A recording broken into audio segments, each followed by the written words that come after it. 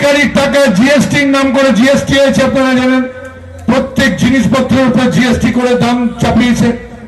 সেই জিএসটির টাকা কেটে নিয়ে চলে যাচ্ছে কেন্দ্রীয় সরকার, তার অর্ধেক টাকা দেবার কথা এই রাজ্য সরকারকে। এটা অধিকারের টাকা, হকের টাকা, কোনো ভিক্ষার টাকা নয়।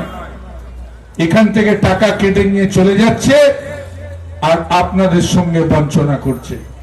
এখান থেকে টাকা নিয়ে চলে যাচ্ছে আর আপনাদেরকে ভাতে মারার চক্রান্ত করছে। আমি আবার বলছি, সাধারণ মানুষ তার বিবেক বুদ্ধি বিবেচনা দিয়ে আপনারা প্রশ্ন করুন ভারতীয় জনতা পার্টিকে। যদি রাগ দেখাতে হয় মমতা ব্যানার্জির উপরে দেখান। জনগণের কেন পকেট মারছেন, তাদের কেন ভাতে মারছেন, তাদের কেন পেটে মারছেন, আজকে এই প্রশ্ন আপনারা করবেন না?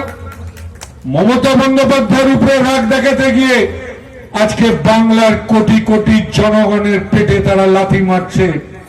আরে লড়াই করতে পারছে না মমতা ব্যানার্জির সাথে, লড়াই করতে পারছে না তৃণমূল কংগ্রেসের সঙ্গে, লড়াই করতে পারছে না অভিষেক ব্যানার্জির সঙ্গে। তাই মমতা বন্দ্যোপাধ্যায়কে টাইট দিতে গিয়ে কোটি কোটি মানুষকে তারা টাইট দিচ্ছে। তার বিরুদ্ধে আপনাদের জবাব